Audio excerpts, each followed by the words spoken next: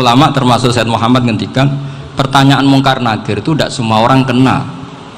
Kalau semua orang kena, nanti kalau tanya Nabi Muhammad, waman Nabi Yuga, kacau kan jamnya. Nabi kamu siapa? Saya ini Nabi. Ya kan? Lah nanti kalau pas ketemu Nabi Ibrahim, waman Abuka, jadi repot kan? Makanya ada kiai yang guyon kalau ditanya, merebuka, saya ini guru tauhid sembrono. Saya ini ngajar Ummul Barohin, kamu tanya merebuka. Masyhur itu keramatnya Imam Malik itu. Ada ashabu Malik, rajulun min ashabi Malik, beliau ditanya mungkar nakir merebuka menabiuka. Imam Malik datang, ini seumur-umurnya itu ngajar tauhid. Kok kamu bedai gak sopan kamu? Nah, kita berharap barokah sampean ngaji nanti itu. Malaikat itu anak sungkane itu. Jadi itu dan saya meskipun guyon itu serius. Bedanya orang alim sama ndak itu di situ. Kalau orang alim itu guyon itu masih bener, masih serius. Coba saya bacakan ayatnya. Ala inna auliya Allahi la khaufun alaihim wa lahum yahzanun. Terus lahumul busyra fil hayatid dunya fil akhirah. Artinya kalau mungkar nakir dengan penampilan garang gitu, berarti ada ketakutan apa enggak? Ada. Padahal ciri utama walinya Allah tidak ada ketakutan. Makanya itu termasuk dalilnya Sayyid Muhammad, tidak semua orang alami seperti itu karena wali-wali itu la khaufun alaihim wa lahum yahzanun. Wah anak kiai ketemu karena kerja wedi tidur wedek. Iku dreseke ora kepala pertanyaan tok, nak konan santri piye? Lho isen wis kiai dihanjuti mau karena kerja. Malu gak kira-kira? Mesti pelengani konan santri piye? Nah jawabannya gampang karena pernah ngajar tauhid. Makanya Sayyidina Ali ini cerita ini ada di kitab Nurul Dholam, sama di kitab Nurul Dholam karangannya Syekh Nawawi Banten. Itu Sayyidina Ali itu ya, andekan orang biasa mungkin ya agak-agak hasut, tapi ini wali gak boleh kamu katakan hasut. Dia itu mangkal sama Umar. Orang kok setiap orang pernah dibentak, apa dia berani bentak mungkar nakir? Penasaran dia. Bagaimana kerengnya Umar itu berlanjut enggak gitu kira-kira. Akhirnya minta, ya Allah saya minta kasyaf. Ya karena yang minta Sayyidina Ali karena mau wajah dituruti sama kasyaf. Dilihat Sayyidina Umar pas meninggal itu. Jadi hasud itu ya kadang penting asal baik. Loh betul, bahasa Kanjeng Nabi kadang la hasada illa fisnaten. Itu Nabi bahasakan ya hasad.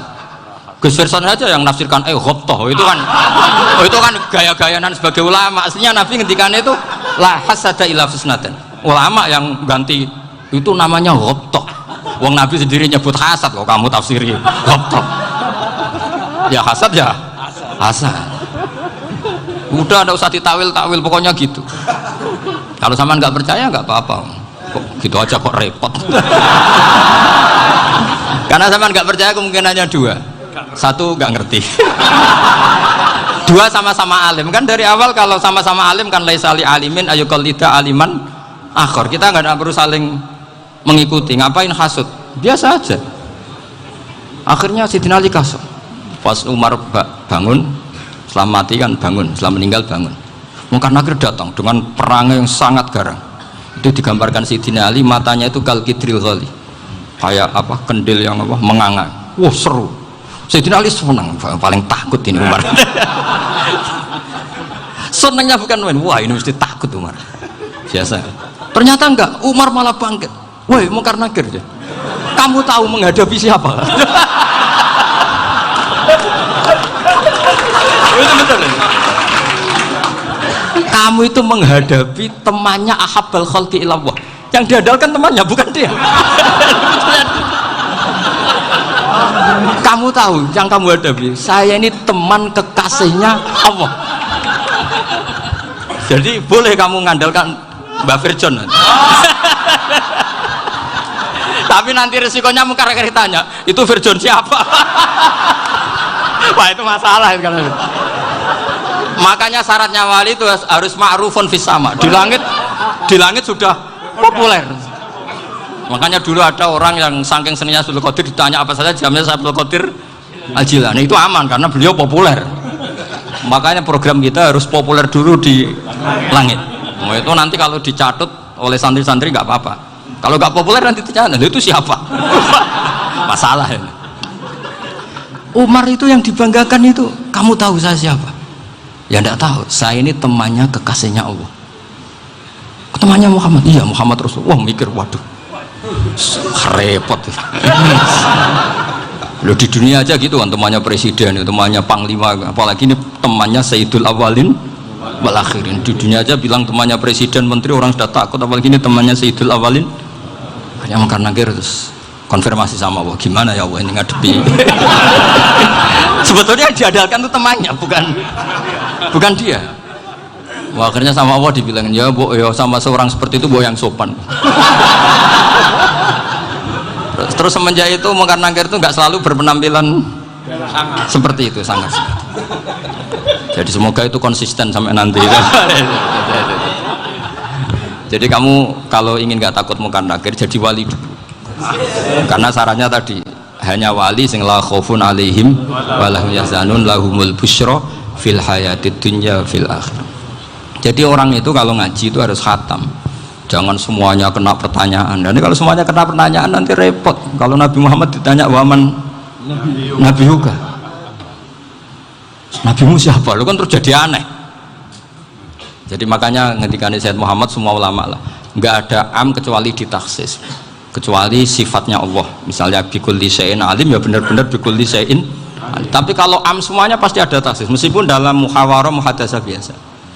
Ya, misalnya contoh gampang, istri kamu baru seneng kamu, mas nak pengen apa-apa itu lapor aku, gak apa-apa mas, mesti aku seneng nak sama lapor. Iku dia aku pengen wayo, langsung jadi apa wae.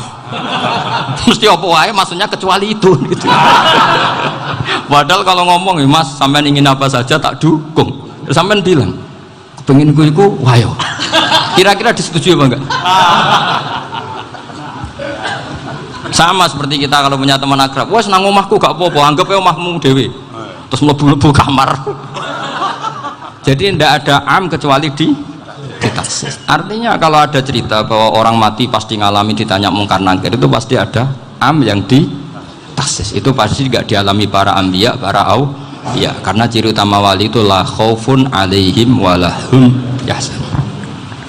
Kemudian saya yang mau cerita ya, supaya sampean bisa menghadapi dunia global ini, tak bawa tafsir Munir termasuk tadi. Kenapa orang Islam, Rasulullah SAW itu lebih senang kalau yang menang itu orang Nasrani Romawi, ketimbang yang menang itu orang Faris, dalam hal ini ateis. Karena orang ateis itu lebih ngeri.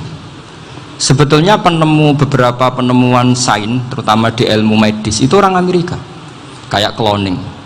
Tapi orang Amerika itu masih dilarang oleh gereja untuk mengaplikasi, karena nanti bayi cloning itu dipakai suku cadang. Di Amerika masih ditentang oleh fatwa-fatwa agama, baik Islam maupun Kristen. Tapi di Cina itu dipraktekkan, karena nggak ada halangan agama. Di Cina itu biasa ada kondom diolah lagi jadi alat-alat aksesoris. Di Amerika tidak ada, karena masih ada agama, masih ada larangan. Sehingga orang Islam itu lebih takut kalau yang menang itu Persia, karena terus cara berpikir ternyata Tuhan itu udah ada, langit nggak ada perannya. Jadi ketika yang menang Nasrani masih berpikir itu pertolongan Tuhan, meskipun mungkin cara mengatakan Tuhan beda dengan kita. Tapi ada satu kesamaan bahwa kekuatan samawi itu ada. Jadi disebut ghulibatir rum fi adnal ardi wa hum min ba'di ghalabihim saghlibun. Di sini diterangkan oleh Syekh Nawawi supaya kamu tidak salah paham. Sebetulnya kamu katakan misalnya wah itu paham liberal, sebenarnya saya tidak tersiksa. Cuma takut yang mengatakan seperti itu cek goblokir atau ngaji gitu. Itu aja masalah saya. Ini saya baca ini karangannya Syekh Nawawi, karena tadi kata Mbah Firjon, ngaji itu harus sama orang yang bersanad. Saya ini kalah sama beliau itu berkali-kali. Secara nasab saya harus manggil mbah, secara silsilah ilmu saya juga kalah lagi. Saya sering disewani sama cucu-cucu Syekhona Khalil. Kiai Siddiq itu termasuk murid dekat beliau, Syekhona Khalil. Kalau itu berarti kan Gus Firjon, Ahmad, terus Mbah Siddiq. Mbah Siddiq ngaji Syekhona Khalil. Syekhona Khalil itu pernah ngaji langsung sama Sayyid Zaini Tahlan. Berarti beliau dari Sayyid Zaini Tahlan itu baru generasi kelima. Sementara saya itu sudah ke-7 atau ke-6. Saya, Mbah Mun, Mbah Karim misalnya, Mbah Hashim, Mbah Mahfud Termas, Sayyid Abi Bakar Sato yang ngarangnya Anatul Tolibin, baru Sayyid Zaini Tahlan. Berarti saya ke-7, kalah lagi. Tapi untuk jadi wali biasanya cepet saya. Karena syaratnya jadi mbah itu ngalah demi putu. Jadi kalau beliau ngotot, saya dulu Gusti, saya mbahnya. Wah itu mbah yang nggak baik. Pasti jatahnya dikasihkan apa? Cucunya dulu. Makanya Abdul Muthalib itu orang yang dapat wangsit, tapi yang jadi nabi itu cucunya. Jadi dalil saya banyak. Sebenarnya Abdul Muthalib itu sudah sering dapat wangsit. Karena saya bahasakan wahyu, Nabi yang protes, enggak nabi kok dapat wahyu. Tapi sebetulnya Abdul Muthalib itu masyhur. Kalimat-kalimatnya menunjukkan bahwa beliau itu sudah dapat wahyu kalau nanti cucunya itu jadi apa? Nabi. Makanya senangnya bukan main Abdul Muthalib sama Rasulullah. Putu seneng, mbah seneng putu. Jadi mungkin, jadi sampean enggak usah protes loh. Yang jadi wali kok cucunya. Betul. Dulu Mbah Hamid Pasuruan itu kalau Mbah Ahmad Siddiq ke sana, Mbah Hamid Pasuruan kalau manggil Mbah Ahmad Siddiq itu paman. Tapi pamannya minta ijazah ke ponakan. Apa ya gara-gara itu memang. Kalau itu masih berlaku apa? Ngalah tadi. Kayaknya masih apa? Hawane masih. Hawane masih. Karena melihat tren-tren langit masih gitu kayaknya masih. Masih itu. Ya, tapi mbahnya tetap dapat jatah, tenang saja nanti. Tapi memang sebaiknya mbah itu legowo. Rasulullah Muhammad SAW itu terkenal min dzurriyyati Ibrahim. Tapi kata Rasulullah, ana dakwatu Ibrahim wa bisyaratu Isa. Aku nganti ngene iki barokah dongane Nabi siapa? Ibrahim. Jadi dongane Nabi Ibrahim ya tiba teng putu. Jadi banyak bukti bahwa jatuhnya aku putu gitu. Tadi saya di kamar sama beliau berduaan. Nih Mbah sing dadi wali di sini, aku webang. Cocokan tadi. Nah, kenapa saya akhir-akhir ini gulirkan daftar wali? Kenapa? Saya ini resah ya, orang sudah ingin dicintai pejabat, dicintai tetangga, dicintai teman. Tapi kadang-kadang orang lupa lagi dicintai Allah. Makanya saya meskipun guyon, tapi ini amdan, bukan sahwan. Supaya orang punya cita-cita lagi jadi wali, ingin dicintai Allah. Kita ini terlalu lama ingin dicintai makhluk, Mbok ya naik kelas sedikit lah. Ingin dicintai Allah Subhanahu wa Ta'ala. Meskipun saya guyon, tapi tadi guyon saya tuh lebih serius ketimbang serius Anda. Karena tak pikir saya tuh kalau pergi itu seneng ngebis, bukan karena saya tidak punya mobil, tapi saya sering mau butuh itu supaya gak diganggu.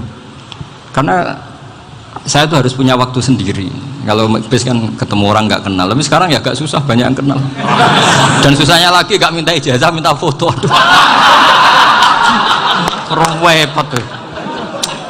Mau dibenci itu umatnya Rasulullah Shallallahu Alaihi Wasallam, mau disetujui itu sanatnya mana? Kalau ketemu orang alim minta apa? Foto. Itu nggak ada sanatnya. Nggak tahu saya itu madzhab dari mana itu. Ya madzhab milenial yang jelas itu kan. Ini tak baca ya biar dapat, karena ini kenangan saya sama Mbah Ahmad Siddiq. Saya masih ingat betul beliau ngisi kholnya Mbah Abdullah bin Umar, berarti abahnya Mbah Hamid. Karena mbah saya itu Fatimah binti Khalid bin Umar, kalau Mbah Hamid itu Hamid bin Abdullah bin Umar. Itu saya masih ingat betul zaman itu Mbah Hamid siap khol di Lasem itu rawuh, dan saya derek mbah saya karena masih misanan datang ke Lasem. Itu beliau pas itu ngisi sama Mbah Mun. Mbah Mun masih muda, Ki Ahmad Siddiq sepuh senior. Itu beliau cerita bahwa dulu ketika Indonesia dijajah Jepang itu para kiai mimpi dibacakan ayat Ghulibatir Rum fi adnal ardi wa hum min ba'di ghalabihim salim. Terus ada kiai yang tanya, takwilannya gimana? Ya nanti Jepang pulang bukan karena kita yang mengalahkan, tapi Jepang ada yang mengalahkan sendiri, meskipun tidak kita. Kayak dulu Faris tidak dikalahkan Islam tapi dikalahkan Romawi, tapi yang senang umat Islam. Wa yauma idzi yafrahul mu'min. Itu luar biasa ulama-ulama kita. Delalah kejadiannya Indonesia seperti itu. Yaitu kita tidak mengalahkan Jepang, tapi Jepang pulang sendiri karena dikalahkan apa? Sekutu. Ya ini saya baca. Ini tidak usah dicek bacanya benar apa enggak, sudah aman apa? Aman. Karena kalau saya salah itu ya sengaja. Artinya ya sengaja saja. Ya biasa maksudnya. Saya kemarin ngisi di Pondok Peloso, di Pondok Al Munawir Jogja. Salah itu ada dua, ada salah memang benar-benar salah, itu nggak apa-apa, bisa dimakfu, karena mesti sangke wong goblok salah yang terus itu. Ada salah bawaan ilmu, itu repot tuh dadaninya. Karena misalnya kita yang biasa belajar qiraah safah wayah sibuhu, mesti diulang lagi wayah sabuhu. Karena qiraahnya Imam Asim itu hasibah yah sabu bi fathis sin. Sementara kita kalau ngaji kitab kulino yahsib. Sehingga kita yang biasa belajar safah itu kalau baca kitab itu kayak orang bingung. Kadang-kadang yang ngaji juga bingung. Gus Pak mau di bulan pilih ya tepat-tepatan. Ada yang mengatakan Gus Pak bingung, ada yang mengatakan Gus Pak alim alamah, ya tepat-tepatan nasib tadi. Karena memang ya safah memang seperti itu.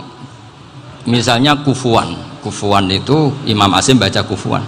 Tapi beliau punya murid namanya Syu'bah. Itu kalau baca kuf'an.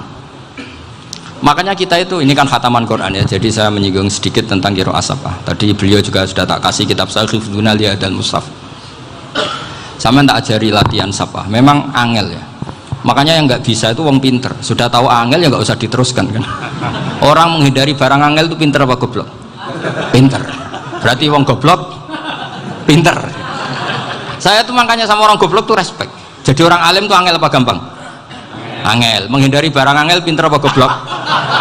Loh, orang menghindari barang angel pinter apa goblok? Pinter. Berarti wong goblok pinter. Jadi saya sama orang-orang goblok itu respect. Sudah tahu jadi orang alim angel ya barang angel ya harus dihindari. Makanya saya ini insya Allah umatnya Nabi yang termasuk yang terbaik. Amin. Karena mencintai umatnya Nabi termasuk yang goblok. Waduh, itu tidak gampang itu. Karena tadi sudah tahu ya. Seperti itu loh orang naik panjat pinang itu yang naik karena ingin hadiah. Yang nonton sudah tahu wah licin kok dinaikin mau keplodok ya. Tapi orang sepakat yang nonton juga pinter karena sudah tahu ribet kok. Tukun yang pasar kena lah apa mana. Sama juga gitu. Ngalim tafsir angel, ngalim fikih angel, ada karek ngaji ngerekam kan gampang. Itu pinter apa goblok? Pinter. Iya. Makanya kula niku mbok burohno ngono tok. Saya tadi dinasihati Mbak Firjon, muga-muga hati saya selamat. Saya itu meskipun kata orang banyak, muhibbin saya banyak, tapi saya insya Allah tidak riya. Saya itu pakai kitab namanya Tasbidul Fuad, itu karangannya Said Abdul Al-Haddad. Ketika beliau punya muhibbin banyak ditanya, bagaimana ya Habib Anda menjaga hati Anda? Jamnya Said Abdul Al-Haddad itu unik. Innama azzamu Allah. Mereka itu sebenarnya menghormati Allah, cuma butuh sarana, dan itu saya. Jadi saya tahu sampean semua itu mencintai Quran, mencintai sunnah Rasul, mencintai hadis-hadis Rasul. Cuma sampean kan karena nggak paham, terus manfaatkan saya. Jadi sebenarnya saya ini korban. Korban. Jadi saya mau riak gimana? Korban kok mau. Bangganya di mana tuh? Coba sampean misalnya ngaji tafsir, belajar sendiri kan susah. Terkibnya susah, maknanya susah, bahkan beli kitabnya kadang tidak kuat. Loh, untuk jadi alim tafsir itu kan harus beli kitab. Loh, saya sering belajar kitab itu jutaan. Tafsir Tobari, saya pernah beli kitab Fakhrur Razi itu berapa coba? 27 jilid. Karangannya Fakhrur, belum karangannya ulama modern Imam Sya'rawi. Itu berapa jilid? Itu jutaan. Saya kemarin juga dihadiahi kitab Pak Quraish Shihab namanya Faidul Bari fi Syarhil Bukhari. Pak Quraish Shihab yang terkenal. Dia sering diskusi sama saya. Saya ngasih hadiah beliau ngasih hadiah saya. Oh itu harganya nggak kuat. Tidak kuat kadang di Indonesia nggak ada coba. Dan sama orang hebat menghindari kesulitan itu. Nah kesulitan itu sebab ngaji ikut, kalau nggak paham dirukok rekamannya sudah gitu.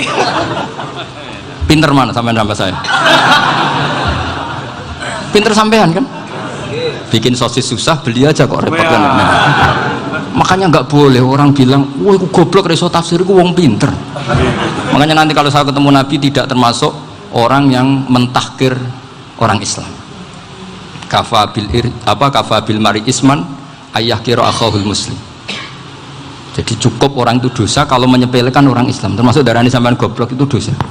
Caranya nggak darani goblok ya tadi di logika tadi. Alim itu angel, dari angel itu pinter, berarti wong bodoh pinter ya sudah gitu. Tapi tetap bodoh. Tapi ini satu cara untuk saya respect gitu.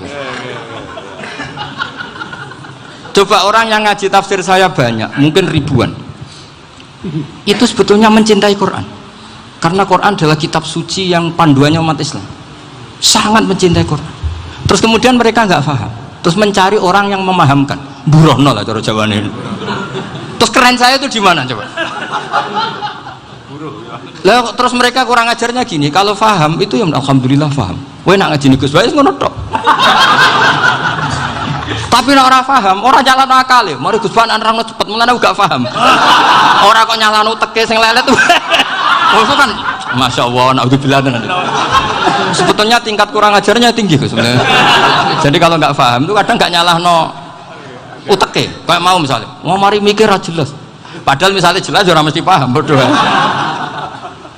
Paham ya?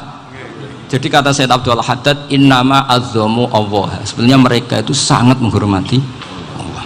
Makanya kita nggak perlu mengatakan wasilah itu kafir, nggak akan. Karena orang tawasul sama Rasulullah itu ingin dapat ridhonya Allah lewat orang yang dicintai Allah. Kita mencintai wali sebenarnya, wah itu kekasih Allah. Kita mencintai itu karena mencintai Allah. Sama seperti gini, kamu mencintai kangkung apa enggak? Sebenarnya sama sekali enggak.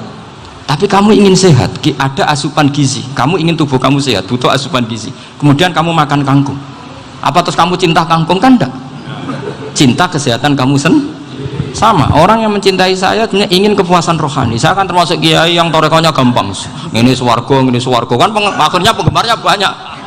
Coba kalau kamu ini neraka wah, jadi sebetulnya Anda mencintai kepuasan Anda sendiri. Nah saya ini korban. Makanya untuk masuk surga cepat saya, korban itu cepat. Da'watul mazlum la turaddu kan gitu. Laisa bainahu wa bainallah hijab. Jadi saya kalau donga langsung seret langit. Karena mazlum. Saya sinau tafsir itu Mbak, sampean bayangkan ada tafsir itu sudah 27 jilid. Sing ngarang Fakhrul Razi itu mbuletnya bukan main. Karena dia ahli filsafat. Mbuletnya masyaallah.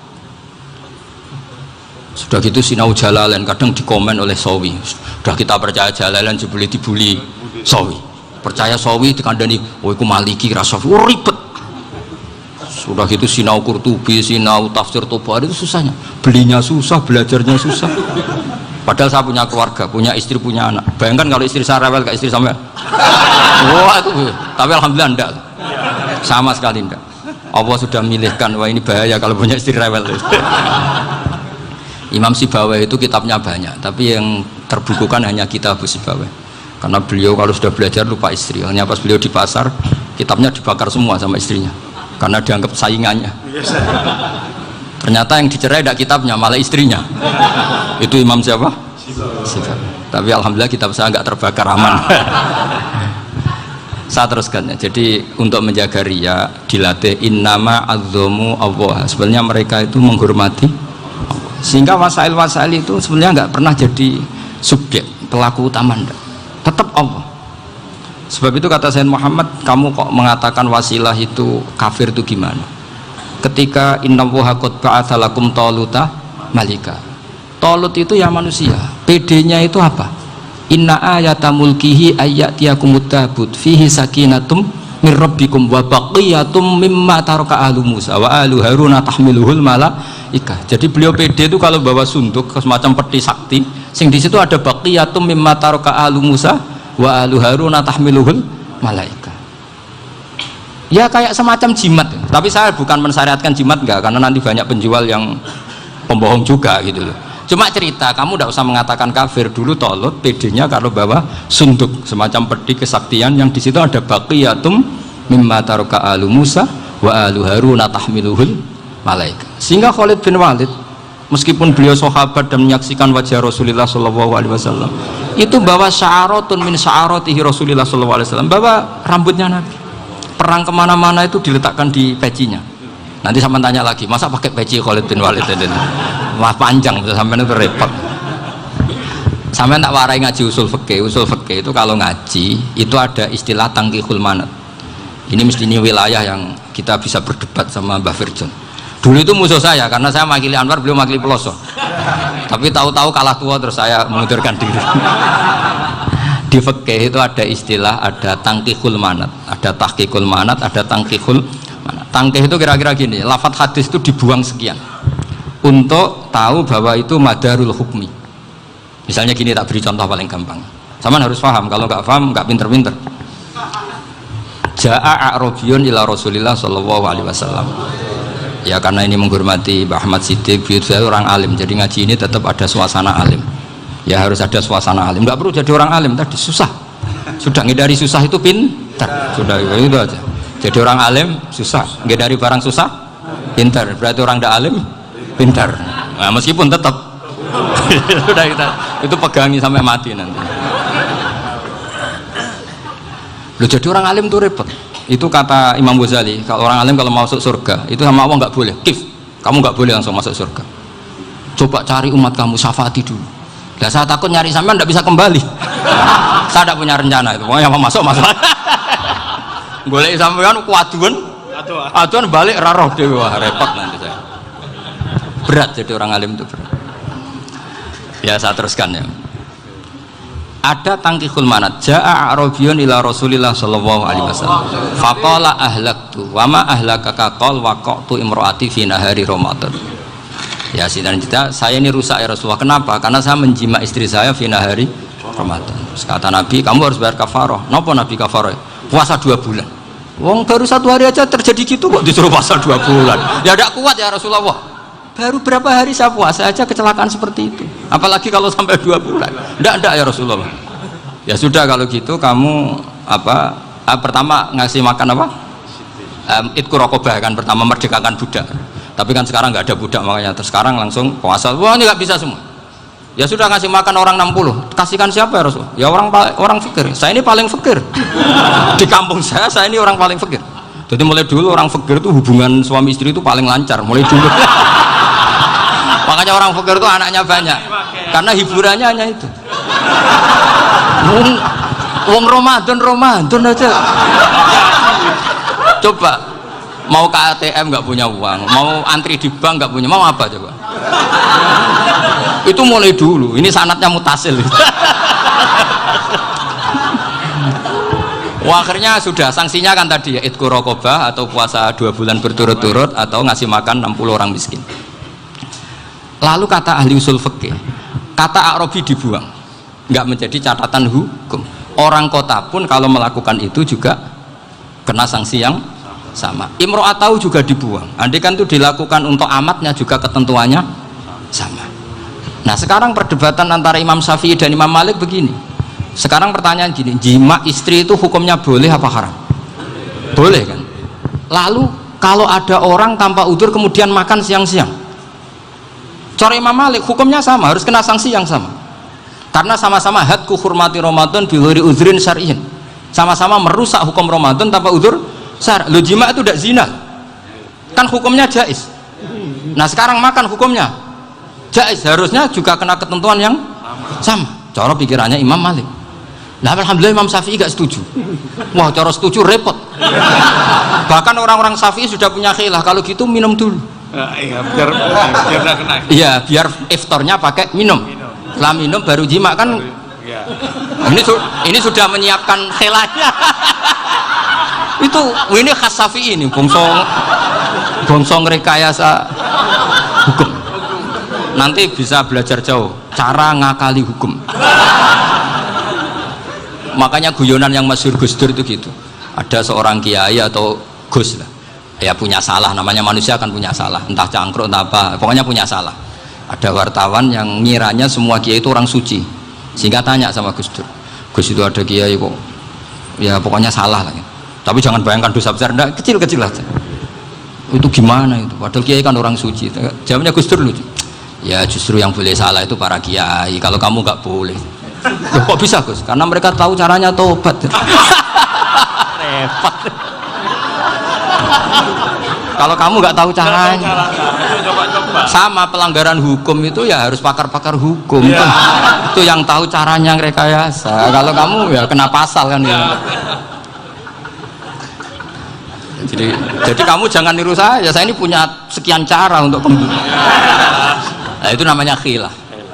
Makanya kata Sayyid Muhammad, kamu tidak usah anti khilaf. Karena Abu Hanifah itu membolehkan khilaf, kitabul khiyal. Yang penting kamu soleh dulu. Setelah soleh nanti Allah maklumi. Soleh dulu, syaratnya soleh dulu. Kalau tidak soleh jangan. Contohnya gini, ada orang mau puasa lemes sekali, mau makan. Gampang, Kalau langsung makan kan kayak hadku hormati Ramadan biwirudrin sarian. Aku langsung mau Jember sowan Mbah Firjo. Sudah status saya apa? Musafir. Ya sudah, berangkat aja sampai Tuban makan. Nanti kalau nggak jadi ya nggak apa-apa sudah. Kan mulai pergi sudah musafir. Saya tidak tahu nanti malaikat tertarik gebuki nggak tahu. Tapi itu ada khilafnya, asal soleh lah. Karena kata Sayyid Muhammad dan semua kitab mengatakan itu. Kalau sama nggak tahu ya kebablasan. Nabi Ayub, yang nabi yang terkenal Gudiken itu siapa? Ayub ya. Nah, itu yang Israiliyatnya akan seru lah. Gudiken dikukur bek kreweng itu terlalu lah kalau itu. Untuk kreweng konti, yang Arab orang kreweng itu sudah masalah itu. Singkat cerita, Nabi Ayub ketika diasingkan kaumnya itu kan nggak punya sumber makanan. Lah orang lelaki itu mulai dulu egois. Istrinya Nabi Ayub itu cantik sekali, udah cantik, rambutnya bagus. Makanya kamu nggak usah tanya kenapa istrinya kayak banyak yang cantik. Ya, warasatul anbiya, nggak boleh gitu. Kalau nggak cantik ya warasatul anbiya dari segi balak. Istrinya Nabi itu semuanya cantik. Nggak usah tanya sebabnya apa, pokoknya gitu, semuanya cantik. Singkat cerita, beberapa kali istrinya Nabi Ayub itu kerja demi bisa nafkahi Nabi siapa? Suatu saat itu tidak ada pekerjaan yang cukup untuk beli roti. Satu-satunya peluang dapat rezeki itu putrinya raja itu rambutnya berondoli. Terus ada sayembara siapa yang rambutnya bagus mau dibeli. Sampai rambutnya istrinya Nabi Ayub itu dijual. Nabi Ayub tersinggung karena itu mengurangi kecantikan. Jadi lelaki mulai dulu gitu. Udah nggak urun kalau istrinya nggak cantik itu komplain. Itu khasnya lelaki. Jadi kalau kamu gitu ada sanadnya juga, tenang saja ya. Komplain ya pegawai itu. Saking mangkelnya Nabi Ayub terus ngendikan la adriban naki mi'ata sautin. Kamu akan saya pukuli dengan mi'ata sautin atau dengan 100 jambuan. Atau mi'ata dikhtin atau mi'ata apalah sesuai konteks zaman itu. Enggak namanya pecut tuku konti kok ribet lagi. Singkat cerita akhirnya ketahuan bahwa istrinya menjual itu demi Nabi Ayub. Allah nggak ridho kalau kekasihnya yaitu istrinya Nabi Ayub wis perjuangan kayak gitu malah kena hukuman. Tapi Allah juga nggak ingin kekasihnya yang bernama Ayub melanggar sumpah. Padahal beliau sudah sumpah, wallahi demi Allah nanti tak pukul dengan 100 kali 100 kali dengan lidi lah misalnya, contoh yang gampang tuh lidi. Akhirnya sama Allah dikasih satu solusi, wahud biyadika dikhtan fadrib bihi wala tahnas. Ya sudah, lidi itu ikat jumlahnya 100 terus pukul sekali saja, anggap saja sudah 100. Iku pangeran sing wari ngakali ngono iku pangeran. Tapi syaratnya soleh, syaratnya soleh. Jadi kalau kamu anti khilaf berarti anti ajarannya Allah di ayat itu. Wahud biyadika dikhsan fadrib bihi wala tahnas. Itu dulu ada, ini cerita di Ithaf, ini cerita terakhir, ini sudah sama jangan nama sudah. Terus pengumuman tadi yang nggak pernah sepuh ngutang saya itu haram tadi. Karena tadi saya punya kewajiban di rumah yang bisa menggugurkan ya kewajiban yang lebih besar. Lebih besar itu ya tadi bisa pernah guru, pernah sepuh, yang jelas gak umur sampean menangkap itu tua serepot itu. Ada raja itu ganteng kaya, senengannya nikah perawan cantik. Itu semua kampung mesti kenal. Mungkin digilir atau gimana pokoknya. Suatu saat ada pemuda suka sama perempuan yang di kampungnya, cantik sekali. Kemudian pemuda ini ternyata pekerja di kerajaan itu. Tiap hari ditanya, wah itu yang di kampung yang cantik siapa? Mau saya nikahin gini. Wah bahaya, ini saingannya raja. Jadi yang dibidik pemuda tadi itu saingannya. Si raja ini orang yang namanya raja kan gengsinya tinggi. Kaifatang kihuha wa qad ra'aitu qad qabbalaha rajulun. Kok mbok nikah piye? Saya tuh pernah melihat dicium lelaki. Wah gak mau. Gak gelem kadung ditambung lan waqat qabbalaha rajulun. Saya pernah melihat sendiri qabbalaha rajulun, dicium oleh lelaki. Wah sudah gak minat raja langsung gak keren. Suatu saat pemuda tadi nikahi perempuan itu. Rajanya marah, kamu lelaki gak punya harga diri gini. Gak punya selera, gak punya harga diri, sudah pernah dicium orang kok tetap dinikah. Terus bilang ke raja, ta'rif manir rajul, lelaki itu siapa? Abuha. Kamu tahu lelaki itu siapa? Sopo? Abuha, bapaknya. Saya kan hanya bilang rajulun, pernah dicium lelaki. Lah pikirannya raja itu lelaki kue ngene iki. Tapi butuhnya canom mau rojo ben gak sido itu aja tuh. Baru kayak digulirkan gitu, wakot kebalah rojulun. Wah nggak mau. Setelah itu satu saat pegawainya tadi nih kayak perempuan. Kamu nggak punya harga diri gini. Kamu tahu mandir rojul? Pak Abu. Wah nak ngono aku gak apa-apa. Lah monggo sakniki wis bojo kula. Ora trimo wis diambung wis macam-macam. Lah itu namanya khilah. Apa? Khilah. Kalau di Balawa disebut tauriyah atau apalah. Tapi saya tidak ngajari sampean seperti itu. Sudah pinter sebelum saya ajarin. Bangsa ngakali kan sudah pinter. Ya ini terakhir tak baca Arabnya saja nanti. Bismillahirrahmanirrahim. Biar dapat barokahnya Syekh Nawawi juga barokahnya guru-guru. Bismillahirrahmanirrahim. Wasababu nuzuli hadil ayati annahu kana baina farisa war rumi qitalun wa kanal musyrikuna yawadduna antaghliba farisu ar-ruma li anna farisa kanu majusiyan ummiyin wal muslimuna yawadduna ghalabatar rum ala faris liqaunihim ahla kitabin. Jadi zaman dulu orang Islam lebih senang kalau yang menang itu orang Nasrani kalau bandingannya ateis, karena bagaimanapun percaya kekuatan langit, sementara orang ateis sama sekali tidak percaya kekuatan. Apapun bedanya kita dengan Nasrani itu ada kesamaan, yaitu percaya adanya kekuatan langit. Sehingga ketika orang Romawi kalah itu orang Islam ikut susah. Paham ya? Makanya ini tak baca biar sampean enggak macam-macam pikirannya. Fab'atha Kisra saat terusnya ya pokoknya seperti itu.